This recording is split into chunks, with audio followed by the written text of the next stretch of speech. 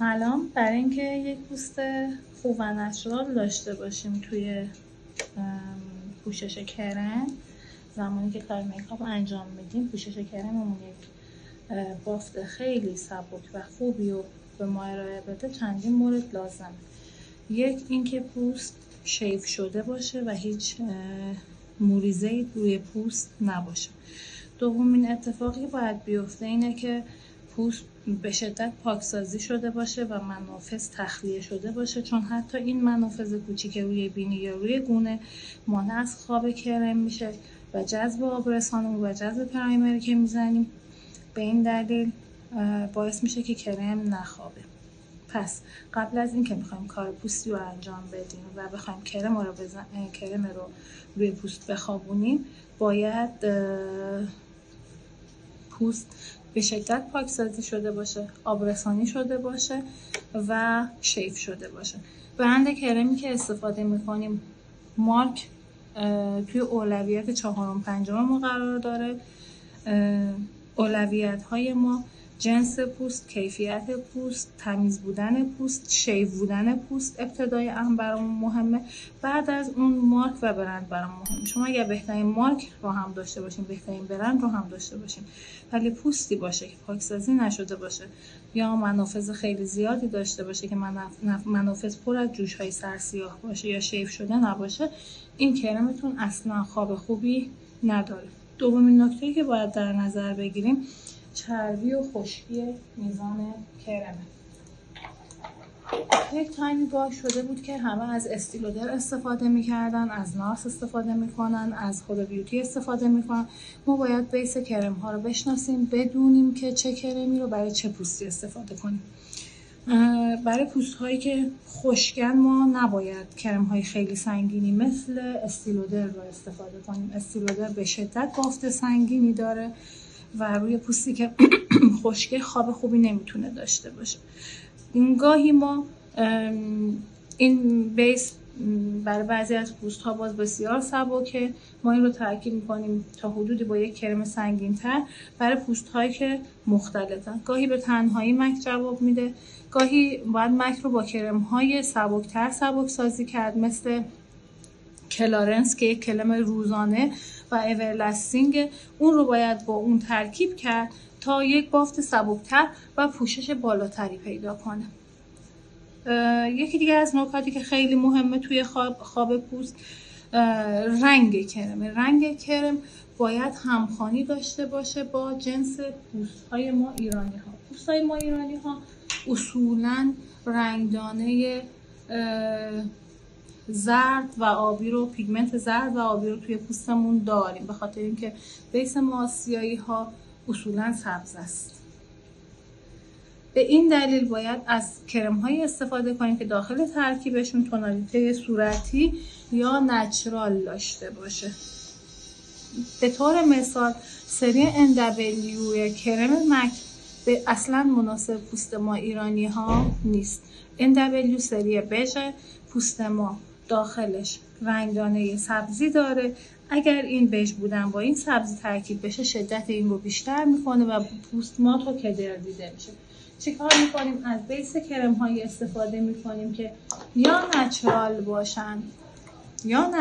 باشن یعنی ان به تنهایی، یا نچرال در کنار یک صورتی خیلی کم ها. توی کرم ها علامت N علامت نچرال بودنه، علامت C رنگ صورتی رو نشون میده که یک بیس صورتی رنگ داخلش داره و علامت W بژ بودن رو نشون میده.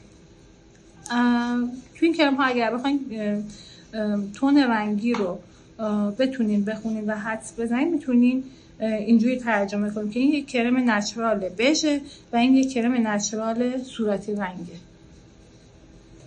و این کرم به شدت مناسب پوست های ما ایرانی هاست و ترکیباتی که باید با این ترکیب بشن باید از خانواده خودش باشن، یعنی باید از تون رنگی خودش استفاده شده باشه. من زمانی بخوام این کرم رو روشن‌تر کنم، بخوام تیره ترش کنم، بخوام سبکترش کنم، باید از سری استفاده کنم که یا سری N باشه یا سری C یا سری NC. بعدی اینه که ما فقط نیم شماره مجازیم پوست رو برنزتر کنیم یا نیم شماره پوست رو روشن‌تر کنیم. بیشتر از این حد مجاز نیستیم. و نقطه طلایی، نوع زدن کرم خیلی اهمیت داره. من اگر با بلندرم کرم رو روی پوست فیکس کنم، به خاطر کاور بالایی که داره پوست به شدت، به خاطر که بلند پوشش خیلی خوبی داره، پوست به شدت کاور میشه. اگر از براش استفاده کنم به دلیل اینکه کاورش یه خورده محدودتر میشه، من کاور پایین تری میتونم داشته باشم. این بلندرها به شدت کرم رو به خودشون جذب میکنن. برای اینکه منطقی کار کرده باشیم و کرم زیاد داخل بلندر جذب نشه، من ابتدا یک لایه نازک از کرممو که روی استند ترکیب کردم روی پوست میخوابونم و بعد با یک بلندر اینو فیکسش میکنم. قسمت های از پوست که کاور نشده من تلاش میکنم که با بلندر پوششش بدم.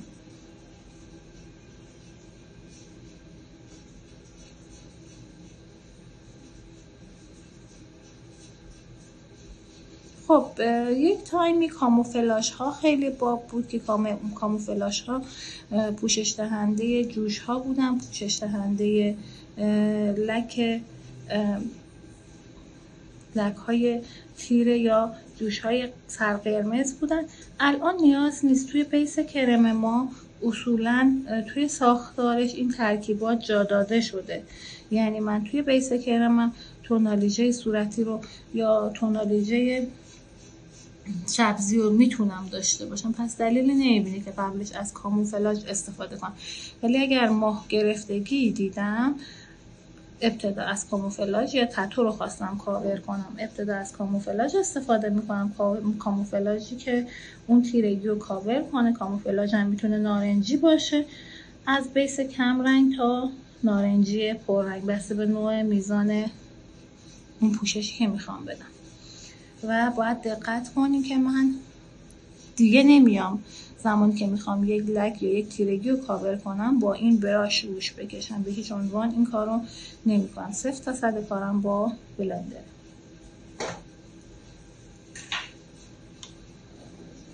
از یک اسپری آب برای خیس کردن بلندرم استفاده میکنم. به صورت تپ تپ گذاشتن برداشتن. سعی میکنم این کرم رو به خورده پوست بدم. نزدیک اطراف چشمم کرمم رو فید میکنم.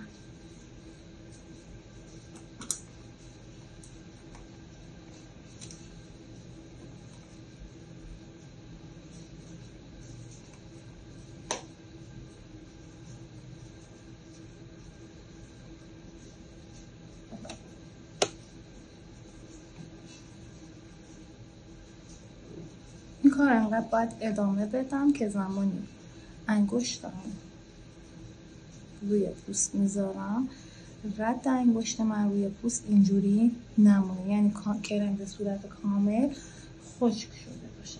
اگر خواستیم که سرعت کار بالاتر بره، میتونیم از یک فن هنگ کارتون استفاده کنیم.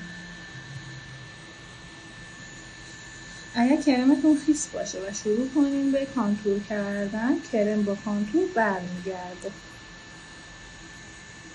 زیرسازهایی هم که از پرایمرها و زیرسازهایی هم که استفاده میکنن خیلی اهمیت بالایی داره. هر پرایمر برای یک نوع پوست در نظر گرفته شده.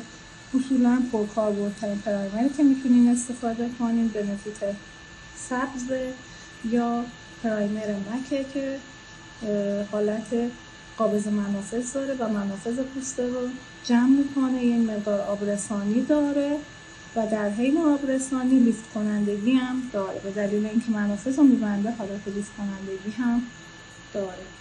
البته